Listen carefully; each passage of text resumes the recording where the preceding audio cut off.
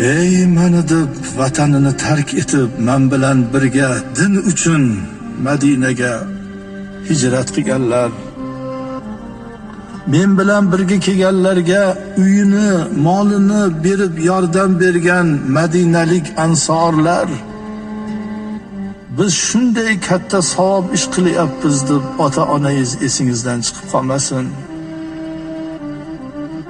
Payg'ambar orqasida iqtido qilib namoz o'qib, jihodlarda qatnashganlarni oldin qarashadi. Onani, otani rozi qilganmi? Ota-onani norizo qilgan bo'lsa, ularni u ibodatiga Alloh nazarini tashlamaydi.